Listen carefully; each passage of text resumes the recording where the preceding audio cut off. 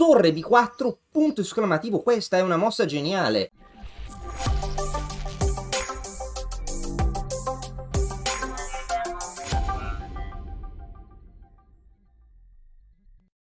Se sei fermo da tempo sullo stesso punteggio, è perché ti mancano le conoscenze per progredire. Noi di Mattoscacco abbiamo creato la prima accademia di scacchi online per migliorare comodamente da casa. Vienici a trovare e scegli il corso più adatto alle tue esigenze. academy.mattoscacco.com. Buongiorno a tutti. Tra poco verrà giocato il torneo dei candidati, dove i migliori giocatori del mondo si sfideranno per vedere chi sfiderà Magnus Carlsen per il titolo mondiale. La domanda è: potrà Firugia diventare il nuovo campione del mondo? La domanda è molto affascinante, anche perché Carlsen, ormai campione, il suo regno continua già da molti anni e non ha molta voglia di continuare a difendere il titolo. Ha detto che pensa di ritirarsi e una delle poche motivazioni sarebbe che Firugia vincesse i candidati e si qualificasse per sfidarlo. Perché? Perché questo ragazzo ha uno stile creativo, geniale. Senza dubbio il match per il campionato del mondo, qualora Firugia vincesse i candidati, sarebbe avvincentissimo. Secondo Carlsen è l'unico che potrebbe tenergli testa. Per vedere la genialità di questo giovane ragazzo iraniano, emigrato in Francia, penso perché emigrato in Francia, tra le varie ragioni era che giocare per l'Iran non avrebbe potuto permettergli di continuare la sua carriera scacchistica, perché se giocava contro giocatori di avversari nazionalità non riconosciute dall'Iran come Israele, avrebbe avuto delle sanzioni nel suo paese d'origine, quindi doveva dare forfait sempre. Per questo poi è scappato, è emigrato in Francia e da lì si sta dedicando a scacchi a tempo pieno. E vediamo uno dei suoi capolavori risalenti al torneo Sharjah Master di qualche anno fa. E chissà che adesso nei candidati giochi in modo altrettanto o più geniale. Allora, Firugia è il bianco e gioca E4, C5, cavallo F3, D6 li giocano, cavallo C3, A6, G3, impostando un sistema di fianchetto. Il nero continua con B5, perché B5? Per espandersi nell'ala di donna, D4, C per D, cavallo per D, alfiere B7, alfiere G2. Si noti che il nero si sta espandendo nell'ala di donna, ma lo sviluppo del bianco nell'ala di re è molto rapido. Cavallo F6, arrocco, E6. A questo punto qua Firugia inizia un'idea geniale, crea un attacco a raggi X contro il re nero mettendo la torre in E1. Per ora la colonna è chiusa, ma non si sa mai che un giorno si apra, o magari con una spinta tempestiva in E5, o magari con un cavallo D5, no? Che se venisse catturato aprirebbe la colonna, e non si sa mai. Perugia inizia. Beh, più che altro il vero problema del nero è la spinta in E5, anche perché per esempio diciamo che il nero giochi alfiere E7, allora arriva E5, due punti esclamativi, si minaccia l'alfiere, ovvero su D per E5 Firugia guadagna un pezzo, no? Perché su E per D4 poi può cadere la torre. In caso di alfiere per G2 e per F6, con attacco simultaneo contro l'alfiere in G2 e l'alfiere in E7, e il nero non può salvare entrambi i pezzi. Se nero para la spinta in E5, spingendo in E5 lui, queste caselle F5, D5 sono troppo deboli. Il pedone in D6 sarebbe altrettanto debole, il bianco avrebbe un'iniziativa devastante. Per questo il nero sceglie di giocare cavallo FD7, che si toglie da E5, previene la spinta in E5, però perde un altro tempo di sviluppo. Ecco allora che Firugia segue la centenaria regola di Morphy di aprire il gioco quando si è in vantaggio di sviluppo a 4 punto esclamativo. A questo punto B4 sarebbe un invito a nozze per il cavallo del bianco, che va in D5, dando appunto, diciamo, un senso a torre 1 e trovando un senso a questa torre, no? E l'idea è catturare in B4 e su A per D5, ecco che ora la colonna si apre, l'attacco raggi X non è più raggi X, è diventato raggi gamma, e ora, no, l'attacco è diventato fortissimo, su alfiere 7, cavallo F5, l'iniziativa lungo la colonna è imparabile. Su cavallo E5, F4, e il nero viene spazzato via. Il nero preso in E4, torre per A4 e la torre entra in gioco. alfiere E7 e a questo punto torre B4, punto esclamativo. Questa è una mossa geniale. L'idea è dare fastidio a questo alfiere in B7 e a volte sacrificare addirittura, fare spostare costringere l'alfiere a spostarsi o addirittura a volte sacrificare la torre su tale pezzo. Quest'idea era stata inventata in una partita in una partita di Kasparov che ha giocato contro l'apertura Svesnikov in un torneo importante. Ha giocato questo sacrificio di torre in B7 che vedremo anche in questa partita.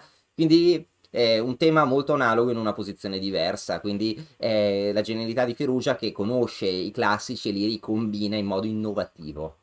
A questo punto spostare l'alfiere si imbatte per esempio in varie idee, anche E5 per dire, no? Che non è la più forte ma sarebbe fastidiosa, che apre la colonna, che apre la diagonale. A questo punto l'avversario di Firugia, Zarkovic, difende l'alfiere, ma ecco torre per B7, il sacrificio di qualità, e dopo cavallo per B7 E5, aprendo la diagonale per l'alfiere che ha una forza devastante. Il nero deve, per provare a sopravvivere, deve provare a tenere chiusa la diagonale ed ecco che arrivano i sacrifici.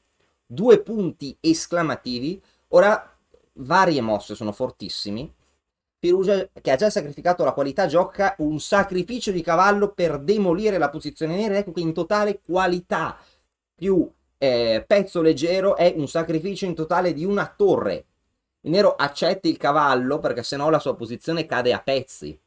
Perché, non so, il bianco può prendere in E7, aprendo la diagonale, arriva donna G4, posizione nera sarebbe disastrosa. Per esempio su Arrocco, cavallo per E7, donna per E7, donna G4, c'è solo la qualità in meno, ci sono minacce come alfiere H6 o alfiere G5 F6, c'è sempre pressione, quindi nero non può muoversi. Se nero tira fuori il cavallo, per esempio, B7 non è più difeso dalla donna, la posizione nera è completamente persa qui. Quindi nero accetta il materiale perché comunque se si muore è meglio morire a pancia piena. Quindi ora il nero ha una torre in più, ma dopo cavallo F5 l'attacco del bianco è ora devastante. Ora assistiamo a minacce come alfiere per D5, cavallo per G7 su F8, alfiere H6 e il nero sta per venire proprio spazzato via. Un sacrificio geniale. Il nero arrocca per provare a mettere al sicuro il re, alfiere per D5. Ora notiamo che il bianco ha già vari pedoni, per la torre però, non per la qualità. Ora si minaccia alfiere per B7, ma più che altro ci sono anche minacce più forti, come E6 o donna G4, che porta la donna ad attaccare G7. Si noti che la donna nera è sempre vincolata a difendere l'alfiere, no? Quindi il nero non ha mosse. Se ancora una volta, se il nero prova per esempio a difendere questo cavallo, donna G4 è devastante. Si minaccia il G7, matto, su G6 a questo punto si può vincere in vari modi, per esempio E6. In caso di F6 si può catturare in E7 e si può collocare l'alfiere in E3 che attacca la torre e il nero perde, perché per esempio su torre A8 a questo punto il bianco ha la torre in meno ma donna F3 e ora notiamo che il nero non muove un pezzo, cadrà B7.